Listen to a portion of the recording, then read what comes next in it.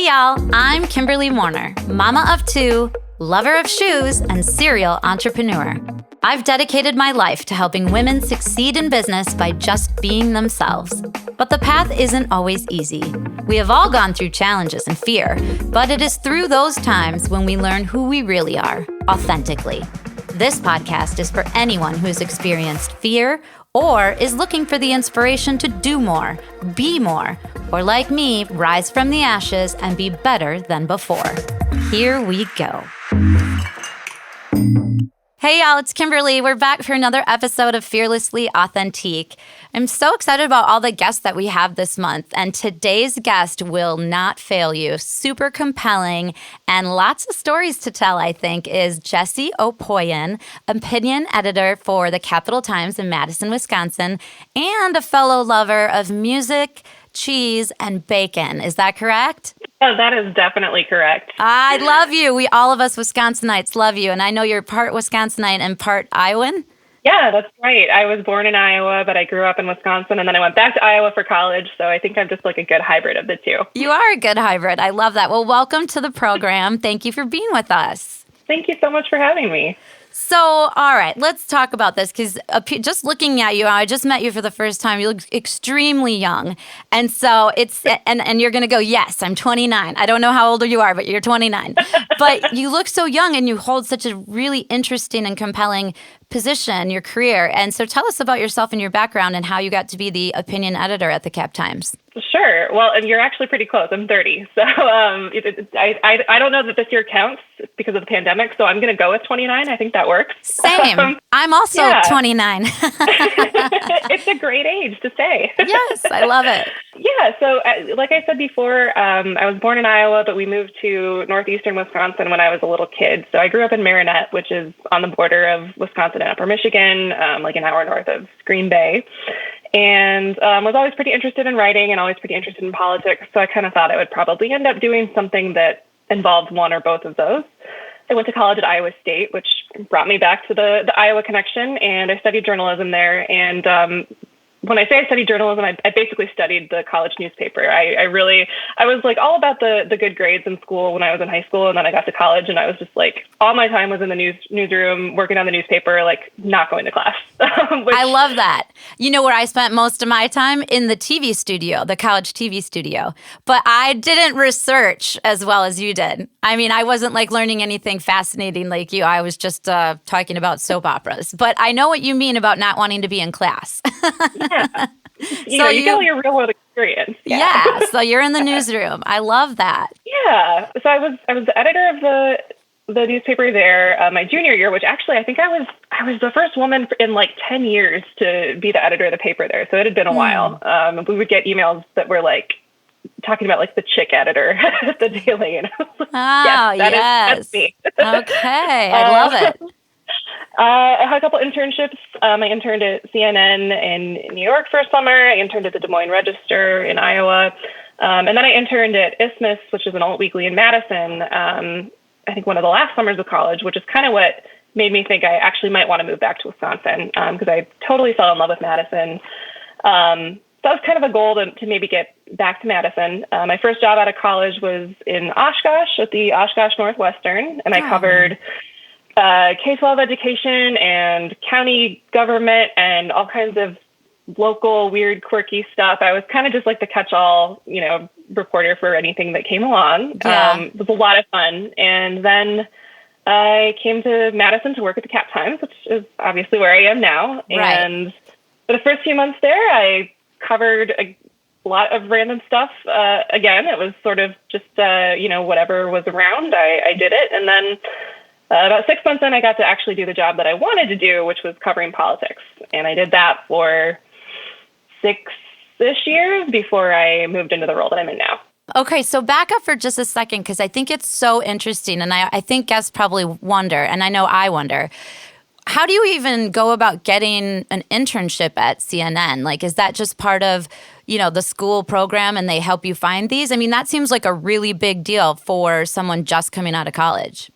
Yeah, I'm sure this has probably come up on your podcast a lot before, but it was definitely about networking and knowing someone who could help me out with that. And So one of the anchors at CNN, and at the time she was a business reporter, was an alum of Iowa State and had worked on the college newspaper where I worked.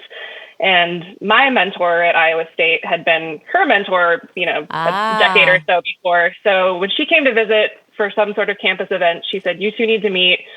You need to give Jessie an internship." And, she wasn't necessarily the person who could make that decision, but she was the person who could, nudge my application, in front of the right people. And so we still had to be qualified for it, but who knows if I hadn't known, the person who could, get my name in front of people. For sure.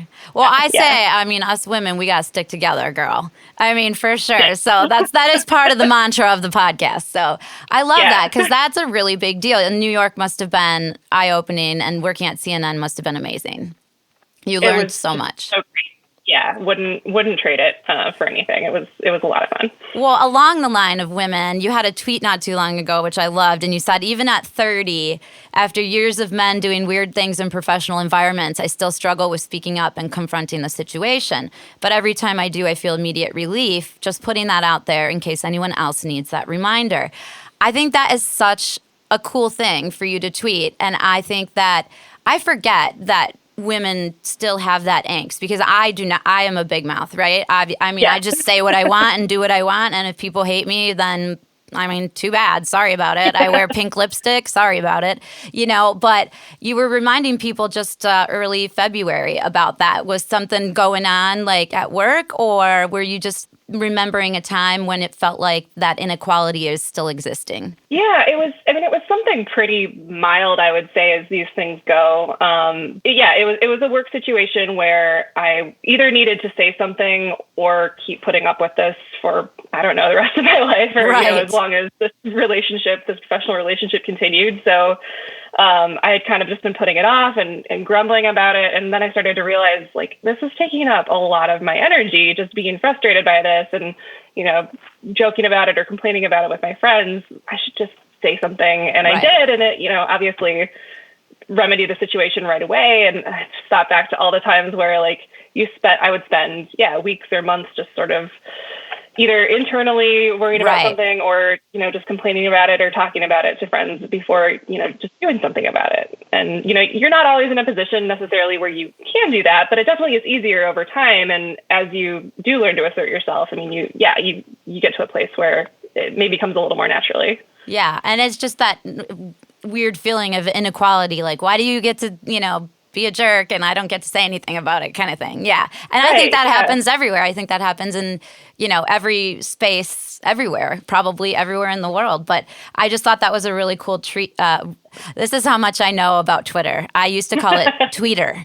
And so, wait, did I call it the right name the first time? Tweeter? Well, anyway, I thought that was a cool tweet. And thank you for doing that. I think more women need to say those sorts of things. So I'm getting to what I am most fascinated with about you, and that is that you're juggling a lot, you're working full-time, and you just finished your master's degree and your master's thesis. I want you to talk about the basis of the thesis, because I think this in our time right now is so, so interesting.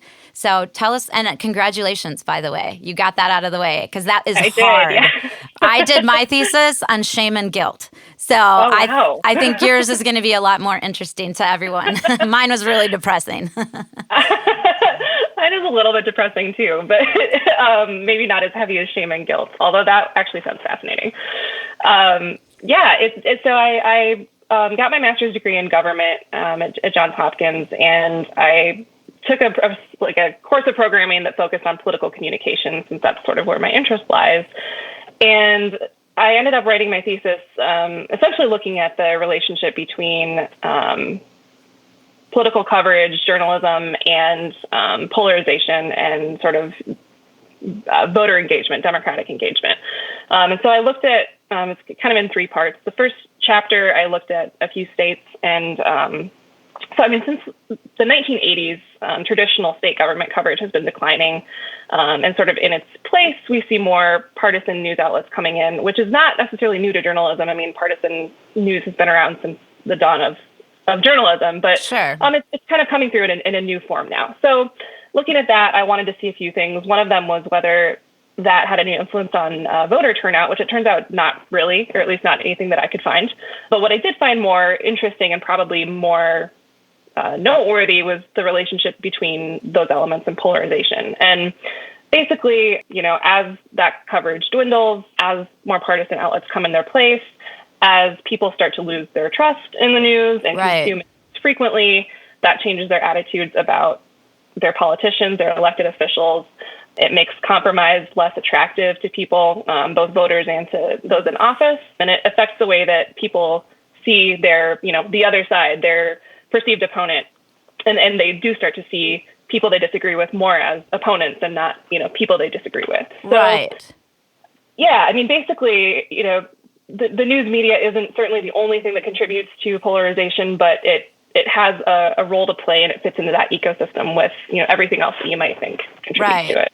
And I'm such a geek when it comes to like numbers and stats and figuring things out and writing, every day I want to write a new thesis. I'm such a geek. I just don't have time to do it.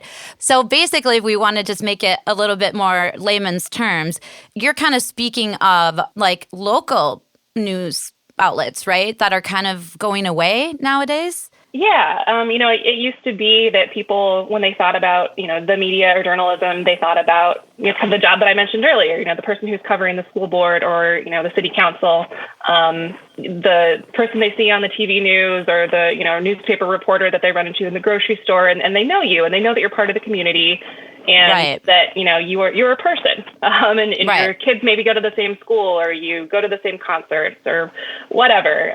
But yeah, I mean, due to a lot of industry trends and devaluing of journalism, those outlets are either shrinking or closing entirely, getting, bought out and shut down.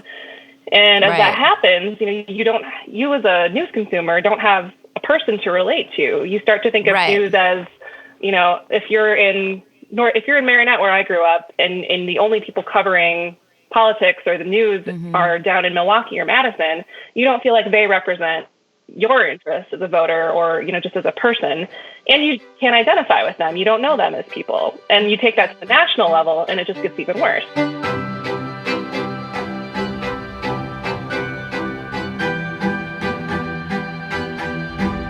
Let's talk money.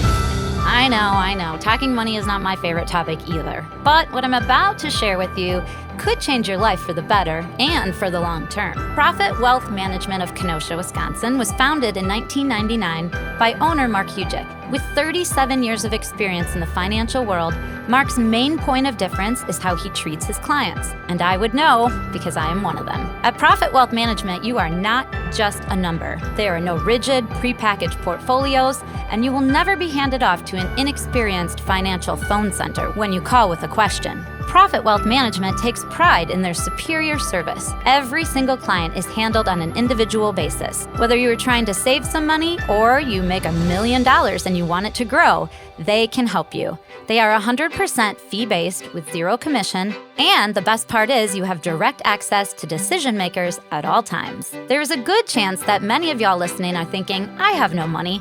I'm not even sure if I have any assets. Perhaps you just graduated college, just got married, just lost a parent, just got divorced, or just started your very first job. Well, you are in luck, because another huge point of difference at Profit is that they offer free consultations with my friend and podcast guest, Carrie Lou Robinson. A graduate of Utah State University and UW Parkside, Carrie Lou has 30 years of experience in corporate counseling, and she really knows how to make your dollars work for you. Avoid the lure of quick fixes, learn about what assets you might have, or if not, how to start growing some. Any financial question you have, they can answer it. I am living proof.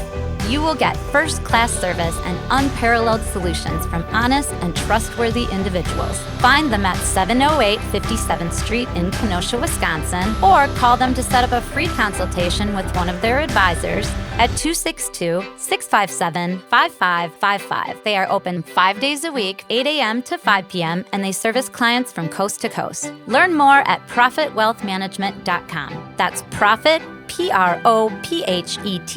wealthmanagement.com.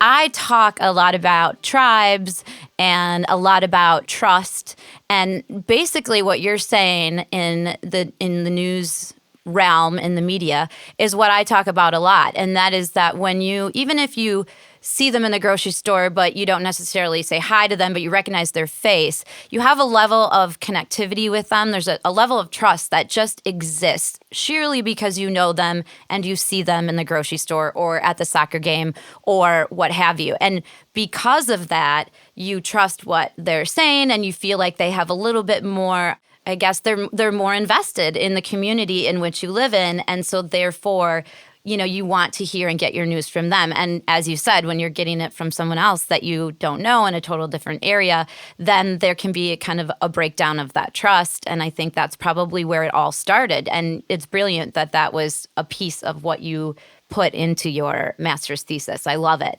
I think another piece, and you talk about this as well, starts even earlier than watching news at home, but local news. And it starts with like school and kids and where are the journalism classes. And I personally think they should be in high school. Now, we didn't have that in high school. And I went to a small private school, but did you have journalism classes in your high school? No, we had one that was offered for like a semester at one point, and it really didn't stick around. So no, we really didn't. I remember, I guess, as a kid, we had like the weekly reader that we would learn how to process the news, or we would maybe watch like, a segment designed for kids. I remember Nickelodeon had Linda Ellery, who did a Nick News thing where she basically taught the news to kids. And I just feel there were more efforts, I think, either through school or through, entertainment companies that were designed to educate kids. And, beyond that, we certainly didn't have much beyond that sort of early level. Right. And I don't think there is really much now either. And it's unfortunate because had I known then what I know now, maybe I would have went to college and not got such a broad degree in psychology and communications. And I would have narrowed it down and I'd be on TV right now instead of on a radio, on a podcast. But, I do think it is important because once these, kids become college students, then everything they're learning is just sort of from what they see on TV or what their friends think or whatever. And it's hard to form your own opinion if you've never been kind of trained where the basis and the history of journalism comes from.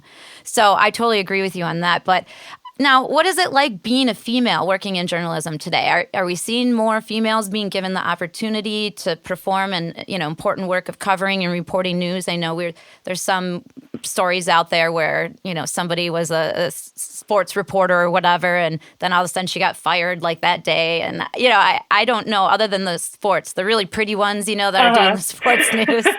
Do you feel like females are given more of a chance now in the industry?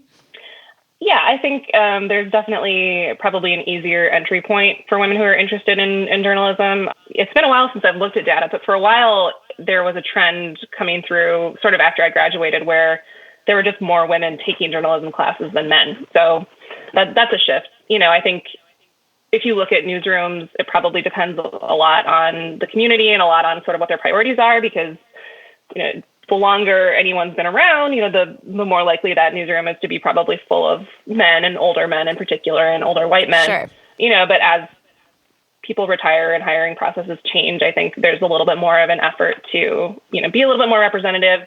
Women still face different forms of harassment and, inappropriate behavior that is true of, pretty much any field. And, it's true in journalism too. So, once you're in, it's not like it's, easy sailing, right. But Right. I do think that, we're seeing more women in leadership positions too. And that changes the culture, pretty quickly.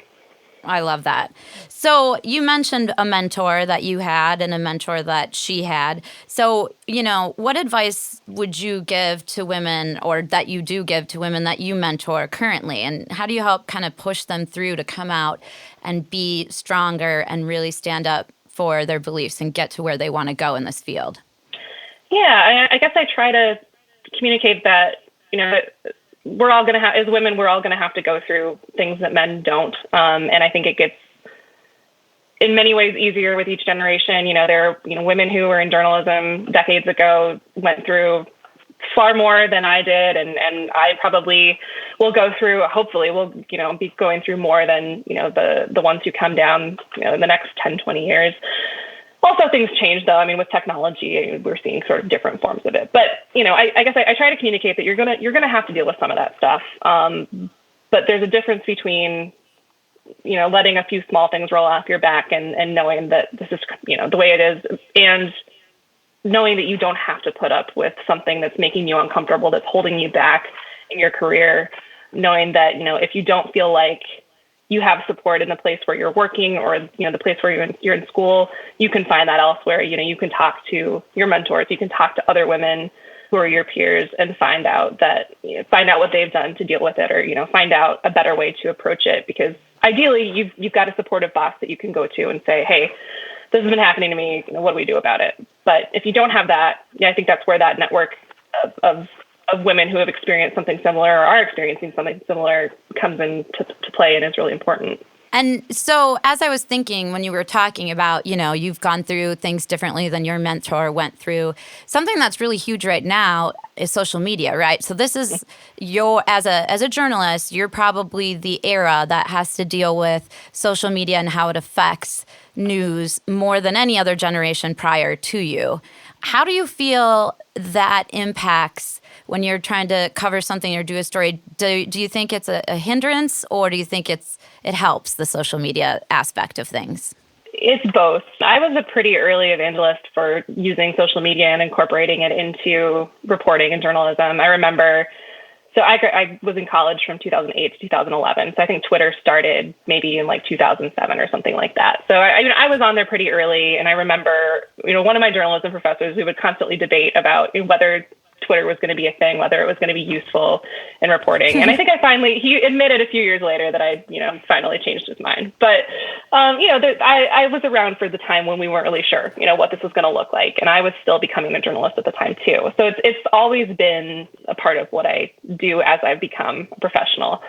And it obviously will be for everyone who comes after in a very different way. Right. Yeah. So you didn't know journalism without it, is what you're saying. Yeah, and I was starting to learn it was already right? around. But then okay. It was like, because I didn't even have the internet when I was in college. We didn't even have the internet yet, and I'm not even joking. So it was kind of always there from the beginning. It was mostly always there. I see it as a positive in the sense of, when we go back to that humanizing thing, if we're not able to, necessarily connect with people in person, I remember when I started off covering the legislature, I felt like one of the better ways that I got to know some of the staff or some of the lawmakers that I was going to be covering was just by being around on Twitter, sharing a little bit about myself, seeing what they shared about themselves. I would tweet about watching The Bachelor, and, a lawmaker would come over who I didn't necessarily know that well and be like, oh my God, can you believe they sent, that person home last night? And then, we've got no bond now over this thing. And so, in some ways, I think it does a good job of humanizing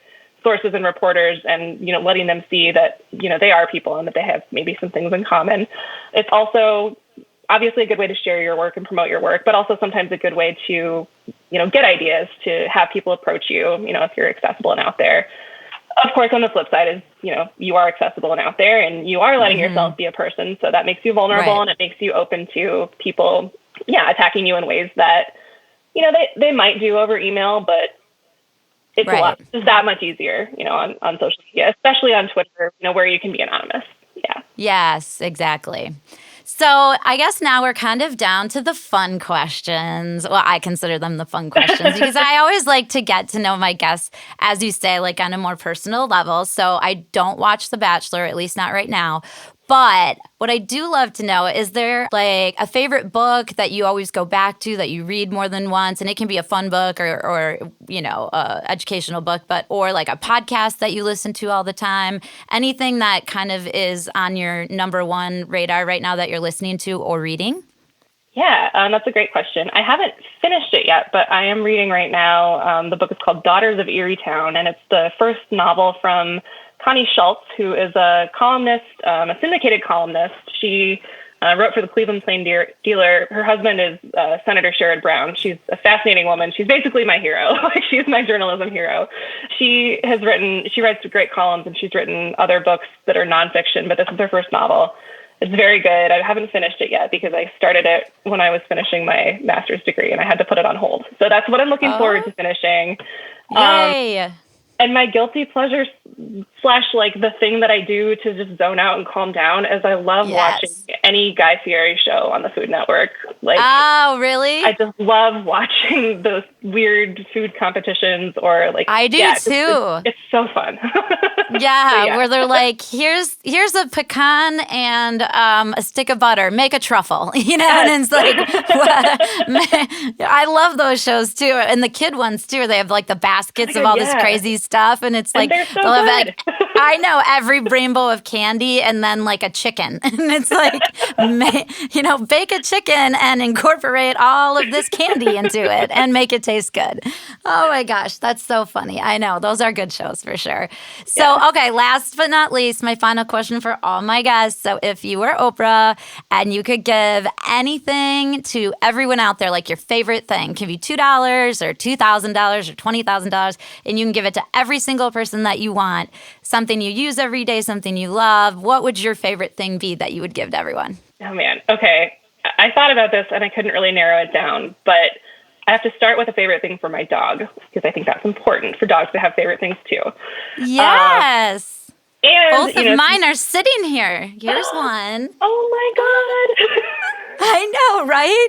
What kind of dog do you have first? Let's back it up. A cockapoo. She's 5 years old and her name is Hildy. I love that name. She's a sweetheart. And since you're a small business owner, I feel like I should plug a small business here in Madison. Dog Frida. It's a pet store. A friend of mine is the owner, and they sell just the cutest stuff, but they have these little fleeces that come in the cutest patterns. So Hildy has two. One of them is like a cute little blue and pink thing, and the other one is a red tartan plaid, which is my favorite. And they're like, they keep them just warm enough in the winter that it's not like bulky or anything, but it's just a cute little thing to warm them up. And did they have a website? Yeah. Like, does she sell online? Yeah, I think it's just baddogfrida.com. But if you just Google Bad Dog Frida, then that would be, you'd find it. Okay. Yeah. All right. I need to now because as you saw, this is Bianca Boo Boo. She's only 3 pounds, so she's a teacup Maltese. And on the other side is my chocolate brown 6-pound Havanese. Come here, Hazel. You want to say hi to Jessie? Oh, what a cutie. There she is. She was sitting over on Eddie's lap. She likes to be on somebody's lap. So they definitely need little jackets in the winter and the fall because they're so tiny and they just shake all the time. So awesome. I'm going to check Bad Dog Frida out for sure. So that is a very good favorite thing to give to everyone that has dogs or every dog out there. That's a good idea. Yeah. Well, thank you so much. I think that this was so enlightening. And also, I just am so curious about the whole industry of journalism, obviously, because now I've sort of become a part of it, but just by default, actually. And I just really like a microphone. So at the end of the day, I feel like I learned so much. And it was just so interesting to hear about your journey and all the things that you do. I feel like we're going to be seeing a lot of you in the future as you grow and become even more of a powerhouse female boss. So well done. Well done. Thank you so much for having me on. It was great talking to you. I love what you're doing. And like you said, we got to stick together. We got to look out for each other. That is for sure true. We do. So thanks again, Jessie. And we'll have all the links that Jessie mentioned, not only Bad Dog Frida, but her book that she is getting back to now that she is post-thesis. Thanks again for being on the show. So have a great rest of your day. Thank you. Thank you for listening to Fearlessly Authentic. My mom hopes this episode empowered you to be fearless. Please remember to subscribe wherever you get your podcast. Share, rate, and comment because my mom wants to hear all of your feedback. Contact her directly at fearless@fearlesslyauthentic.com. Hosted and executive produced by my mom, Kimberly Warner, produced and mixed by Steve Hawkins, and co-hosted by Eddie Polenzani. Connect with us on social media via fearlesslyauthentic.com. Copyright Fearlessly Authentic 2020.